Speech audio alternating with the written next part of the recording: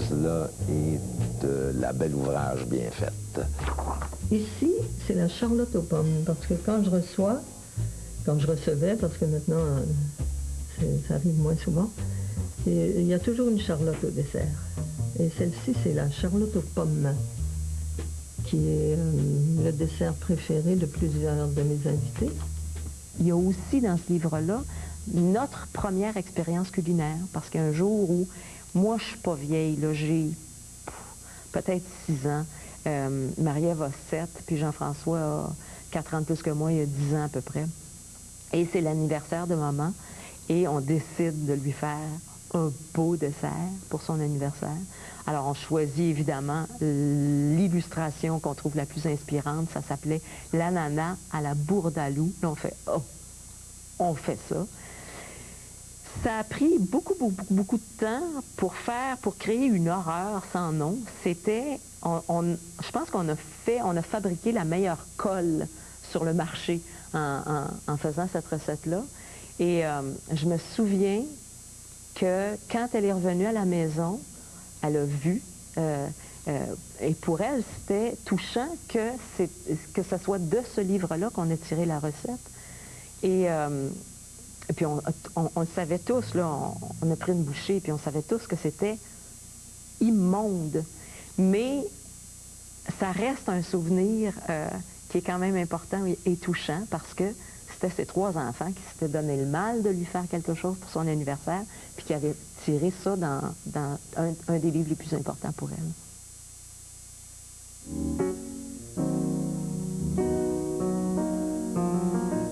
Wow! Notre agent a mis notre maison sur Internet. Puis l'adresse aussi. Il y a pratiquement juste la capitale qui fait ça.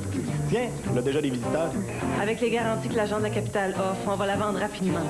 La capitale vendue, la capitale vendue. .com.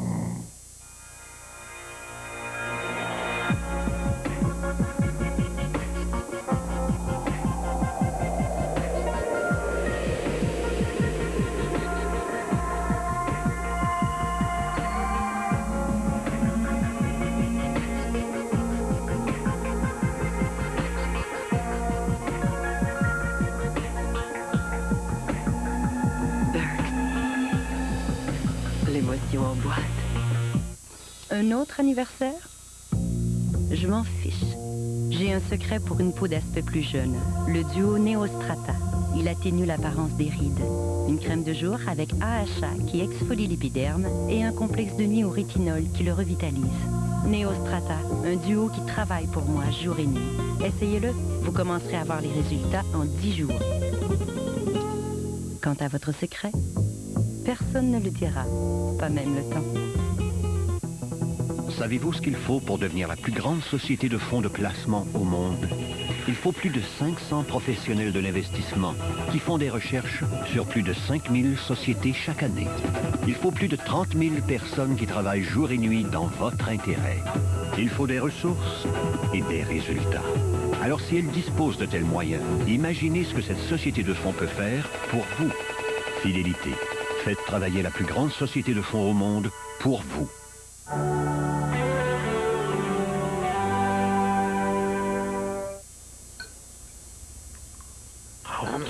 Allez, tout le monde ensemble. Bonjour Toto. Bonjour Toto. Bonjour Toto. Bonjour Toto. Bonjour Toto. C'est assez. Toto. Vous ne l'aimez pas? Ne payez pas pour lui. Toto. Bonjour Toto. Avec les forfaits Bell Express Vue, prenez le contrôle de la télé.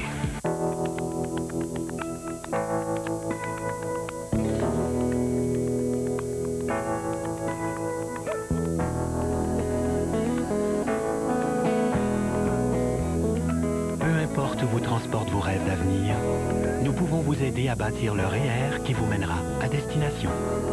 Pour des conseils en placement, composez le 1-800 Royal 63 ou passez à votre succursale. Banque Royale, allez au bout de vos rêves. Wow! Notre agent a mis notre maison sur Internet. Puis l'adresse aussi. Il y a pratiquement juste la capitale qui fait ça. Tiens, on a déjà des visiteurs. Avec les garanties que l'agent de la capitale offre, on va la vendre rapidement. La capitale vendue, la capitale vendue. .com.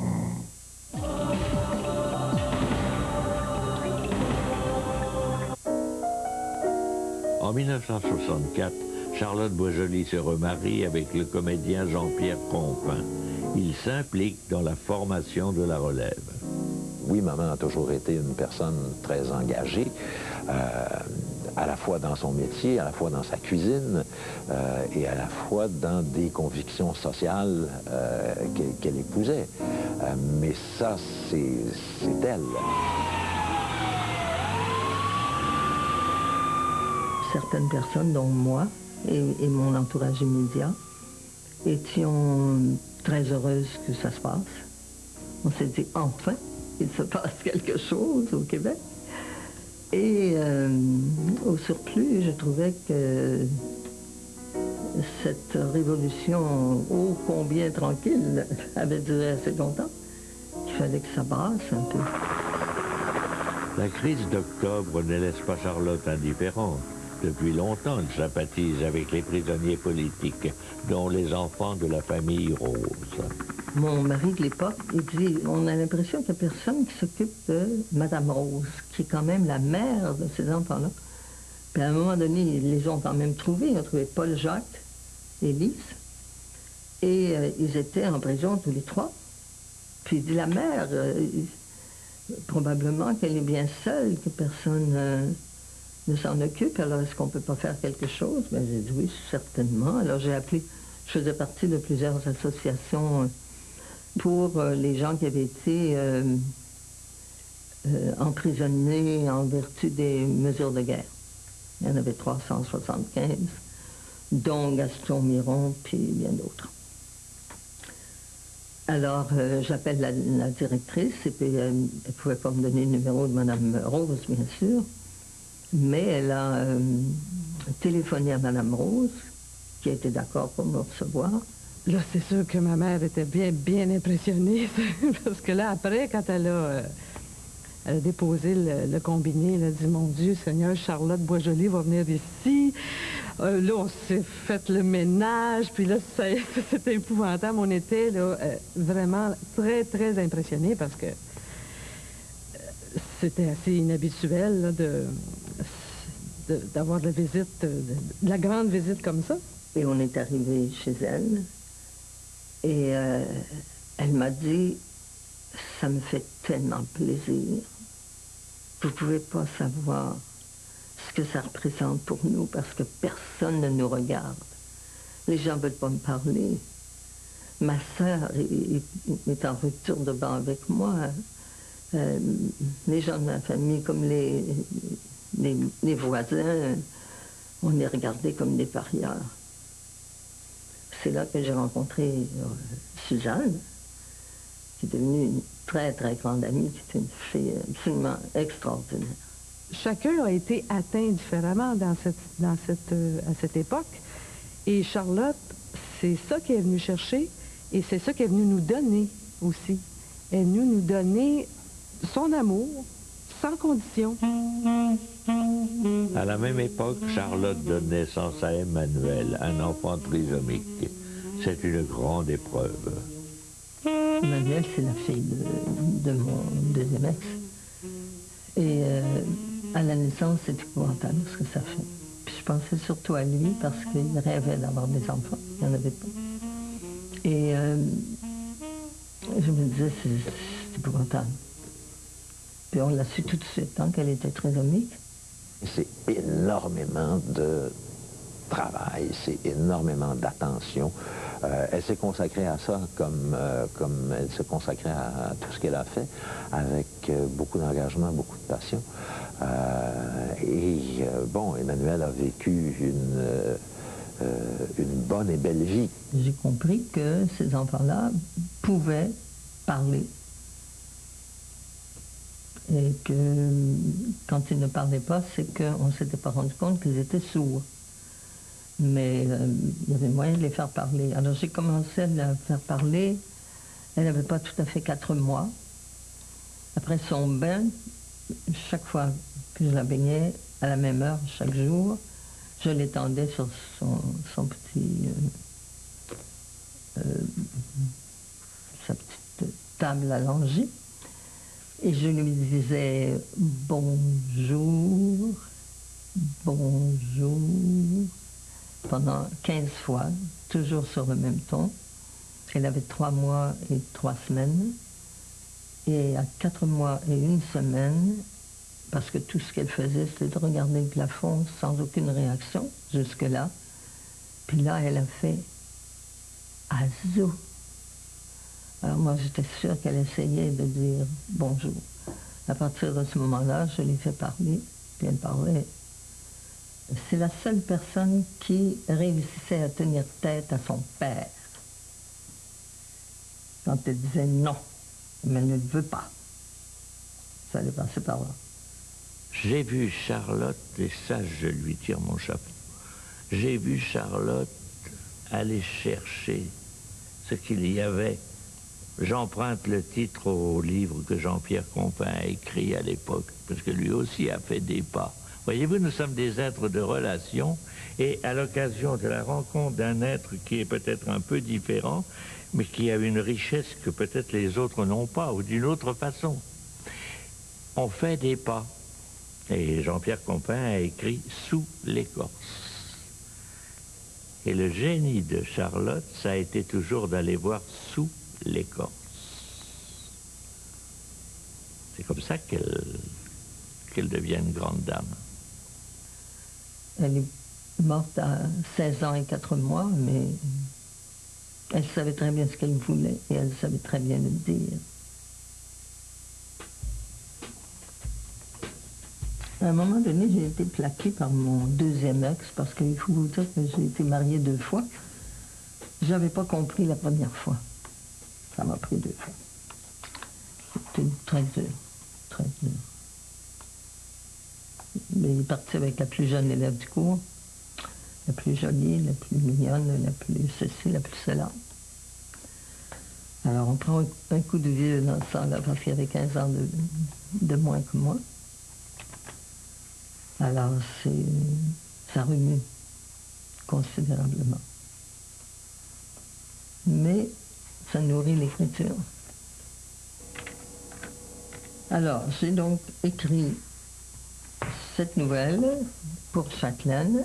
Elle a été acceptée, publiée, puis on payait assez bien à l'époque, parce que là, mon ex, il est parti sans rien donner. Et ça m'a permis de vivre, parce que j'en ai fait d'autres. Ça m'a permis de vivre pendant 1 an ou 2.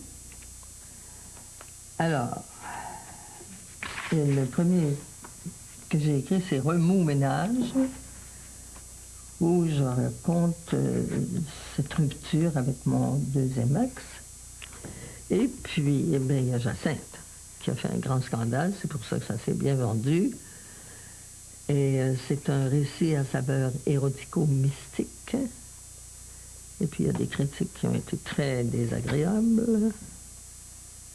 Je l'ai trouvée très courageuse quand ça a été publié. Je n'ai pas été étonnée. Ça fait partie de sa fronde, de son côté provocateur. J'ai écrit ça, j'avais 69 ans. Il était temps que je me déniaise. Un critique littéraire a été choqué par la crudité de ce texte, qui était un très beau texte érotique, vert et très bien écrit. Alors, à l'époque, j'avais envoyé une lettre au devoir qui est parue en très bonne place, où je lui disais que ce monsieur me faisait penser à quelqu'un qui entrerait dans un restaurant qui commanderait un steak tartare bien cuit. La littérature érotique, c'est un peu comme le tartare. C'est très bon quand c'est cru et quand c'est épicé. Ben, c'est ça. Ça l'a scandalisé. Il n'a pas aimé savoir ça. Ça, c'est fait les yeux fermés. Et alors, j'ai fermé mes yeux, puis j'ai vu Roland, mais je l'ai laissé apparaître. Et une fois qu'il a été bien installé à l'intérieur de moi, ben, j'ai pu le dessiner. C'est facile, ça. Je dis ça, puis j'ai jamais été capable d'en faire un aussi beau après. C'est le temps que je prends pour me mettre en situation qui est plus long que le temps de l'exécution. Ça, c'est Picasso. C'est plus Picasso que Picasso, puisque il n'y a même pas de nez, il n'y a même pas de bouche. C'est une adaptation d'un dessin érotique. de Picasso. Et là, tu veux que je fasse mon autoportrait. Je sais pas si je vais me réussir. J'ai jamais fait ça.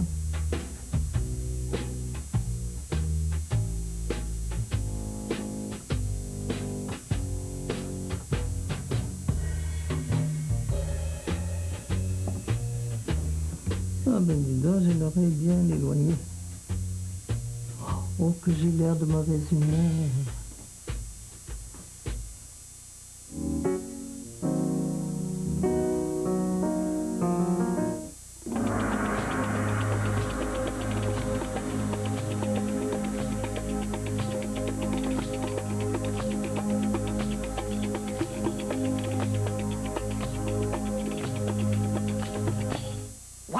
Notre agent a mis notre maison sur Internet. Puis l'adresse aussi. Il y a pratiquement juste la capitale qui fait ça. Tiens, on a déjà des visiteurs. Avec les garanties que l'agent de la capitale offre, on va la vendre rapidement. La capitale vendue, la capitale vendue. .com. J'ai pas fait une grosse fortune avec mon garage, mais c'est ma fortune. Comme Max est toujours aux études, je tenais à vérifier auprès de mon institution financière. J'ai su que mes économies étaient protégées, jusqu'à 60 000 $ par l'assurance dépôt. Mais tout n'est pas couvert. Les fonds mutuels et les comptes en devises étrangères, par exemple, ne le sont pas. Vérifiez donc. Si vous ne le demandez pas, vous ne le saurez jamais. C'est tout un monde de solutions à votre portée pour faire rouler vos épargnes. Placement Québec vous offre des produits financiers performants et garantis par le gouvernement qui vous aideront à marquer des points. En profitant du boni REER de 1%, vous pouvez aussi obtenir un meilleur rendement que sur votre investissement. Pour une réponse avisée, faites le 1-800-463-5229. Placement Québec. C'est dans notre intérêt, à tous. Aux abords du Sahara, le Kazoo.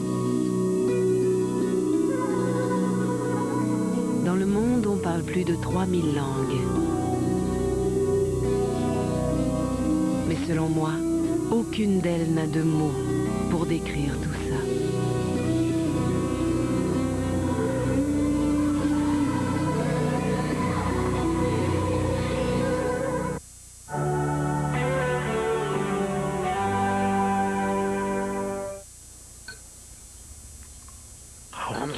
Allez, tout le monde ensemble. Bonjour Toto. Bonjour Toto. Bonjour Toto. Bonjour Toto. Ok, ça suffit. Toto. C'est assez. Toto. Vous ne l'aimez pas? Ne payez pas pour lui. Toto. Bonjour Toto. Toto. Avec les forfaits Bell Express Vue, prenez le contrôle de la télé. Vous avez des pellicules? Ça pique, ça démange. Utilisez Neutrogena T-Gel pour démangeaisons tenaces. Il contient du menthol qui rafraîchit au contact. Contrairement au contrôle de soi, ça fonctionne. Demandez à votre dermatologue. Wow! Notre agent a mis notre maison sur Internet. Puis l'adresse aussi. Il y a pratiquement juste la capitale qui fait ça. Tiens, on a déjà des visiteurs. Avec les garanties que l'agent de la capitale offre, on va la vendre rapidement. La capitale vendue, la capitale vendue. .com.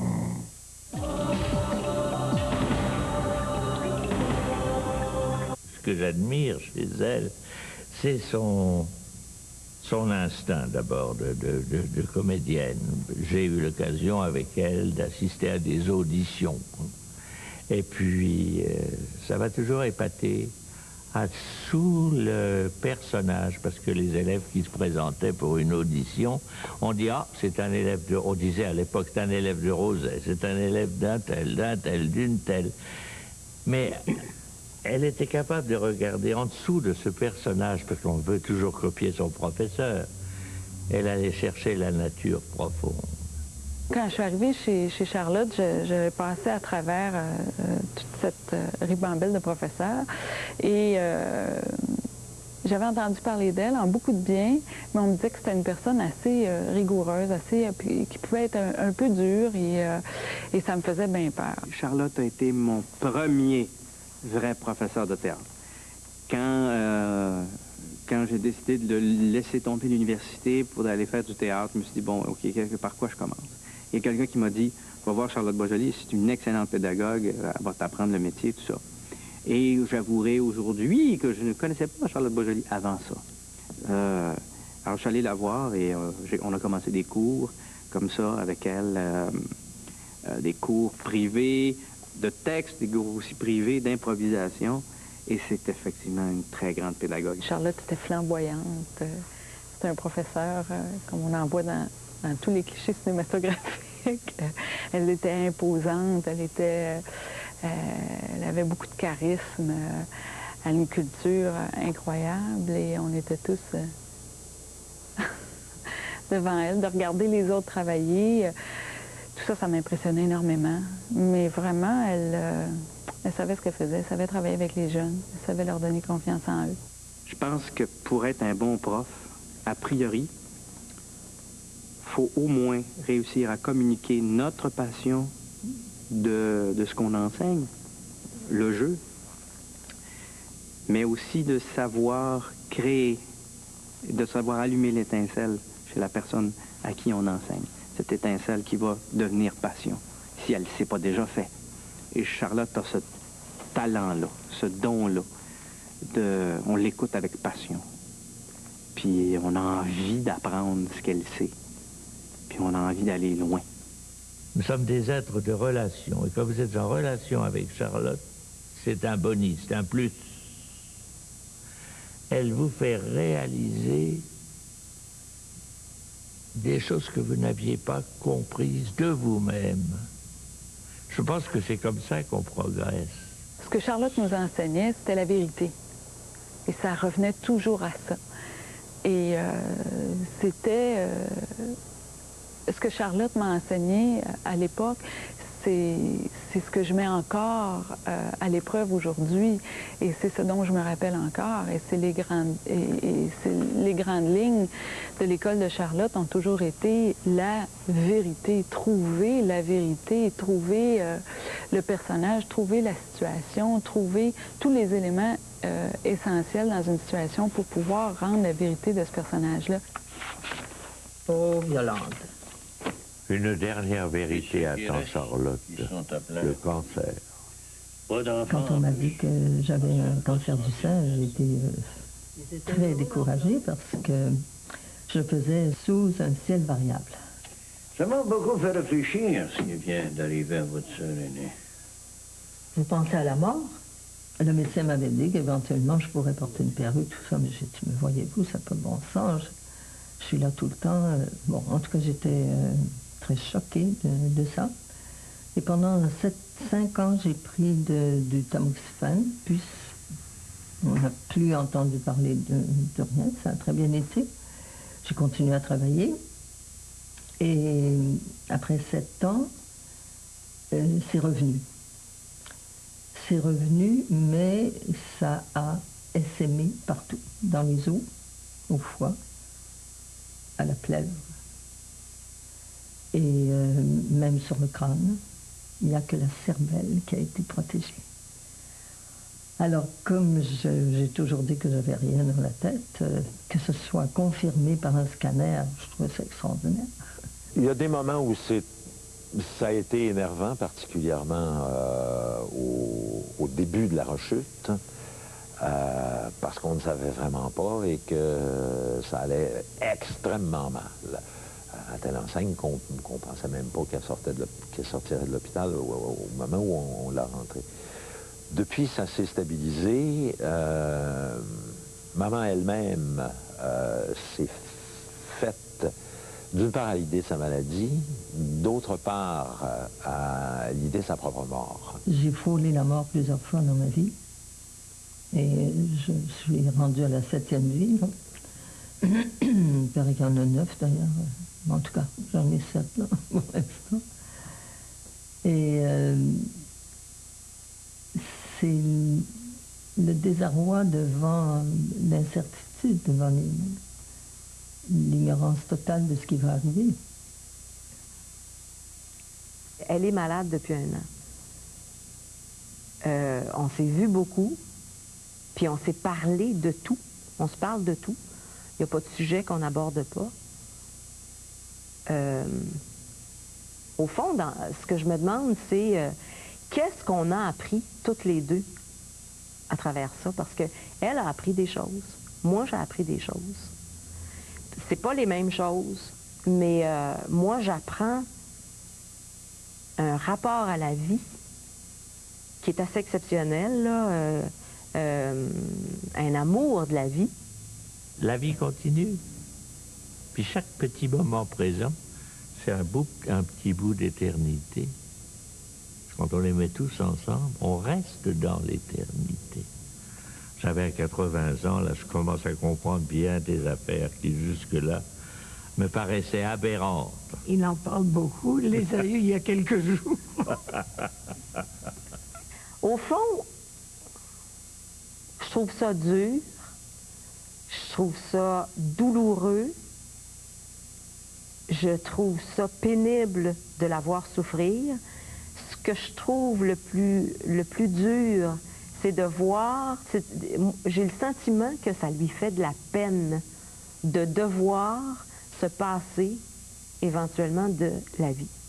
J'ai l'impression que ça lui crève le cœur que de devoir partir. Si tu n'avais pas été avec elle, ça serait jamais arrivé? Ah, parce que c'est de notre faute. Si mon frère joue aux pauvres, c'est ça que tu veux dire? Luc a pas 2 sous de malice. C'est en fréquentant les méchants qu'on le devient. Imagine, elle a été amoureuse de ce gars-là. Maman, tu me décourages. Parce que la vérité fait pas ton affaire. Oui, t'as probablement raison, oui. La vérité fait pas mon affaire. La vérité sur ma famille, oui. La vérité sur ta famille, c'est qu'on t'aime, qu'on est là avec toi pour rester. Mais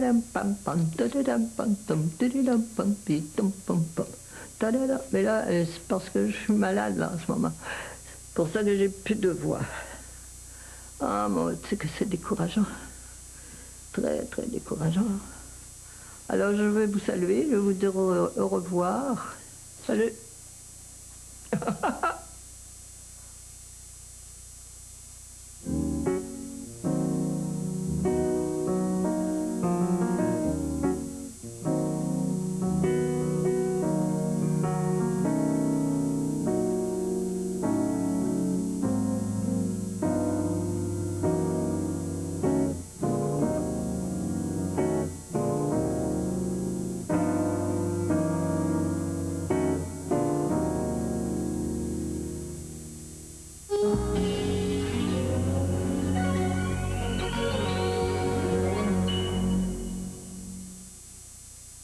Le journal Les Affaires, l'outil indispensable qui vous permet de bien gérer vos affaires.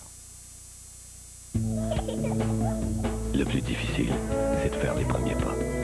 Mais en commençant maintenant à épargner pour ses études. En revanche, selon Statistique Canada, les épiceries et marchés alimentaires ont vu leurs ventes fléchir.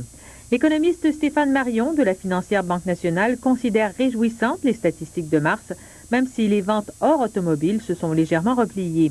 M. Marion explique que ce repli découle essentiellement d'une baisse des prix de l'essence et des aliments. Mais selon M. Simon Prévost, économiste en chef de Valeurs Mobilières BLC, les chiffres de mars ne sont pas aussi forts que ce à quoi on aurait pu s'attendre. D'ailleurs, quand on regarde la variation des ventes au détail sur une base annuelle, on constate une décélération de la croissance. En mars, les ventes au détail ont augmenté de 3,8% sur le chiffre du mois correspondant en 2000. En février, la variation annuelle se situait à 5%. Ce phénomène de décélération est nettement visible depuis l'été dernier. Marché boursier, bien une séance de rattrapage pour la bourse de...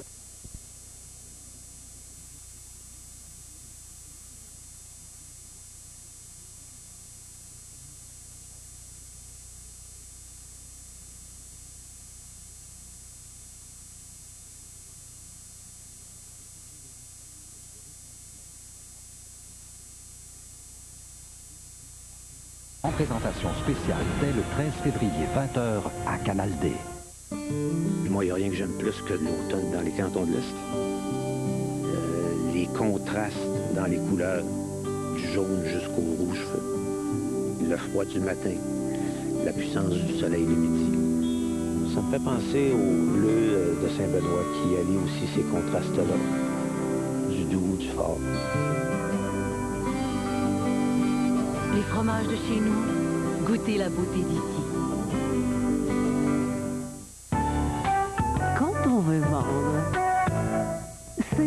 tellement plus facile à la télé. Et quand c'est vu, ben, c'est vendu. Téléannonce 310-2424. Désormais, les annonces que vous voyez à notre écran sont aussi disponibles sur notre site Internet à l'adresse téléannonce.com. Plus que jamais, à Téléannonce et à téléannonce.com, quand c'est vu, c'est vendu. 24 heures sur 24.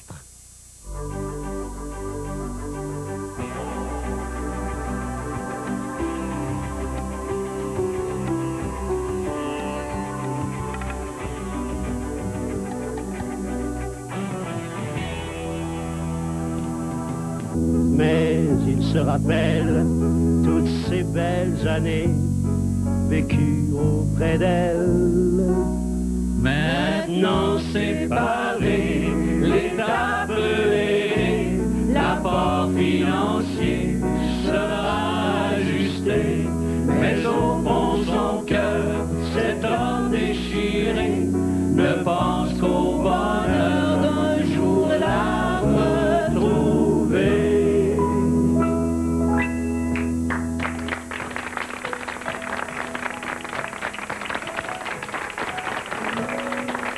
Monsieur Lévesque, bonjour. Bonjour. Ben, c'est une chanson triste. C'est une chanson qui illustre souvent la vie de beaucoup de gens, le quotidien de bien des gens qui doivent, en bout de piste, souvent laisser partir leur conjoint, leur conjointe. On va parler de la séparation qu'on appelle involontaire. Comment vous l'avez définissé chez vous? Alors, la séparation involontaire, c'est une situation où on a un couple qui doit vivre dans des résidences séparées pour des raisons de santé. À ce moment-là, on va, disons que c'est un terme interne au niveau des programmes de la sécurité du revenu. À ce moment-là, on va ajuster le versement des personnes, là, si on est possible, en fonction de leur revenu. Bon, dans quel genre de situation qu'on trouve? Mais disons que c'est lorsque, pour une raison qui est involontaire, disons, hors du contrôle des personnes. Alors, s'il y a un des deux conjoints dans un couple qui doit, par exemple, aller dans un établissement de soins prolongés ou des types d'établissements semblables, à ce moment-là, on pourrait considérer les personnes comme étant séparées pour leur attribuer un supplément de revenu garanti. Bon. Alors, bien sûr, quand la situation est dramatique comme ça, c'est sûr qu'il y a quand même aussi des gestes à poser. En quoi ça peut, je n'aime pas ça utiliser le mot avantageux pour l'un ou l'autre, mais en quoi il pourrait y avoir du meilleur dans la situation? Bon, disons que dans un cas d'un couple, habituellement, lorsqu'on va établir leur admissibilité au supplément, on va calculer le montant en fonction du revenu du couple. Alors que lorsqu'on va analyser la même situation dans le cas d'une séparation involontaire, on va ajuster le supplément comme si les deux personnes étaient séparées ou célibataires, disons. Alors, en fonction des taux de supplément qu'on verse, ça va constituer une augmentation dans le supplément des personnes.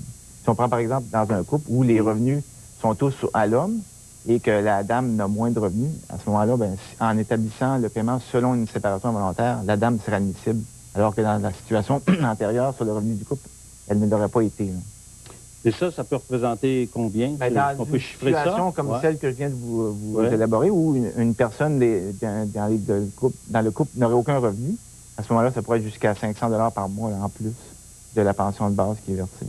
Bon, évidemment, c'est sûr, ces situations-là existent pour le vrai, mais peut-être des situations où des gens pourraient inventer des situations. Est-ce qu'on doit exiger des preuves? De quelle façon on peut prouver ça? Oui, nous, habituellement, quand les gens nous avisent d'une situation comme celle-là, on va demander une preuve là, qui est un formulaire interne qu'on fait parvenir à la personne pour nous confirmer la situation. Bon. Et je pense que là-dessus, il y a des gens qui peuvent se poser beaucoup de questions. J'aimerais que vous donniez le numéro de téléphone où on peut vous rejoindre. Ce qui est important de noter aussi, c'est que lorsqu'une séparation de cette nature-là se termine, c'est important aussi de nous aviser. Il faut vous aviser. Parce que là, évidemment, le paiement va revenir à ce qu'il était antérieurement, là, en général. Alors ça, c'est toujours important de vous aviser. Oui. Il ne faut pas créer un paiement en trop. C'est ça. Alors, il faut vous aviser au numéro... On peut le faire par téléphone? Pour toute information, on peut nous aviser par téléphone, évidemment. 1-800? Ou 1-800-277-9915. 1-800-277-9915. Alors, ça peut aider à alléger la situation des gens. Oui, bien, merci beaucoup. Bonne journée. Bonjour.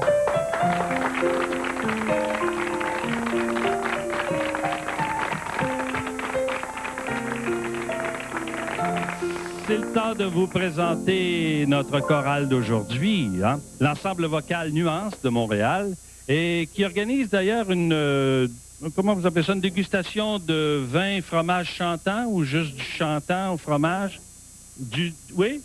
Vin chantant, OK. Mais ça ne s'écrit pas chantant, c'est chantant. Alors, pour les fromages. Alors, vous faites ça, je pense, le 17 mars prochain 2001, à 18h30, au sous-sol de l'église Saint-Jean-Berkman. Et pour information, vous pouvez téléphoner 514-323-2863 ou encore 450.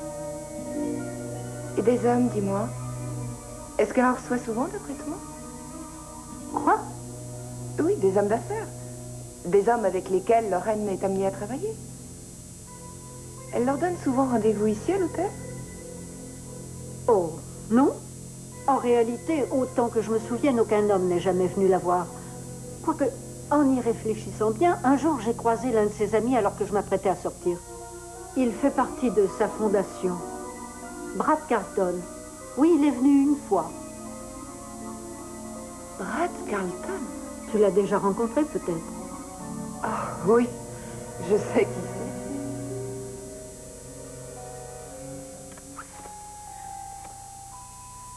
Tu as bien l'appareil photo? Oui. Où il est? Dans le tiroir. Je vais sortir avec le petit toit. Où vas-tu? Oh, je crois que je vais me livrer à une petite enquête. Je veux savoir si mes soupçons sont exacts. Est-ce qu'il y a une pellicule? Oui. Bien.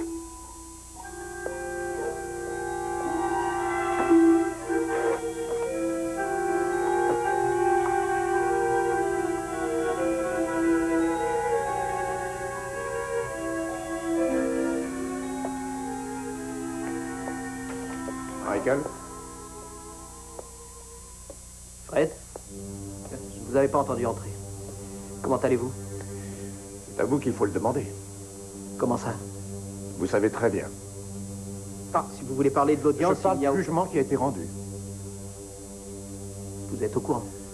La commission a recommandé que des sanctions soient prises contre vous. Oui, je sais. Oui, c'est pas croyable ce que cette espèce de folle a réussi à obtenir. Enfin, vous savez, je n'ai aucune crainte à ce sujet. La Cour suprême de l'État va casser le jugement, c'est sûr, mais toute cette affaire me prend beaucoup de temps et beaucoup d'énergie. Arrêtez cette comédie, Michael.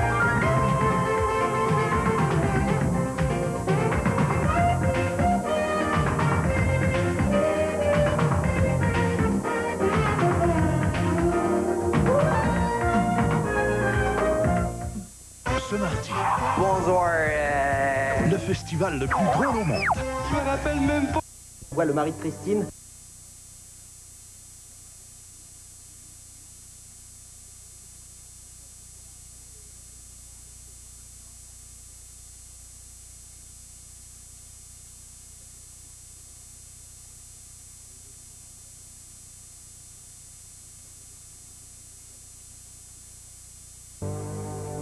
Oh, Fred, c'est pas vrai. Je suis innocent. Non, vous n'allez pas me faire ça à moi. Pourtant, c'est fait.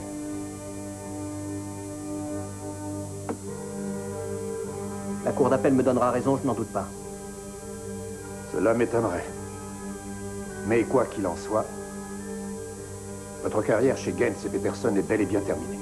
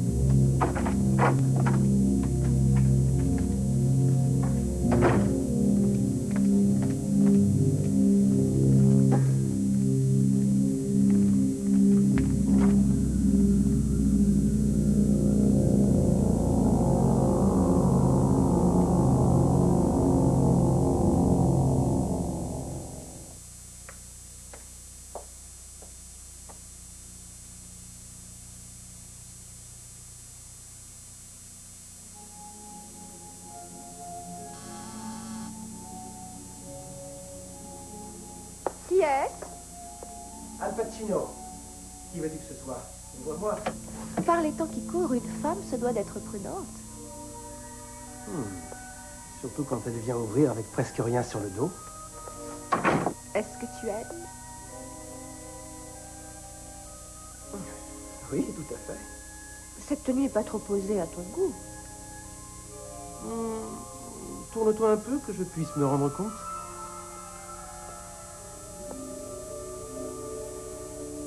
C'est en effet un peu trop posé pour la plupart des hommes. Pour toi, non. J'aime vivre dangereusement. Alors, tu penses que cette tenue est dangereuse? Fatale. Tout comme la femme qui la porte.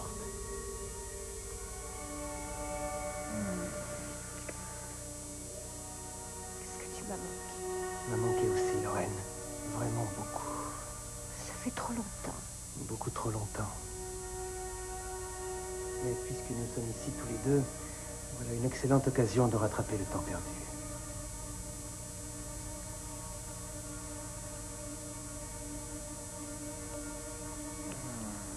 Pas mal. Quoi? Pas mal? On dirait que je ne sais plus y faire. N'ayez crainte, Madame Fenmore.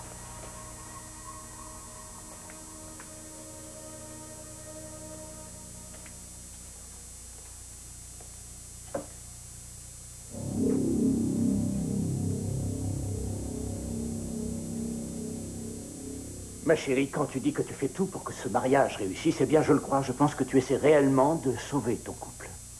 Mais je crois que les sentiments de Ryan McNeil sont loin d'être aussi sincères. Papa, c'est évident qu'il tient à moi. Sinon, il m'aurait quitté depuis longtemps, après tout ce que tu lui as fait subir.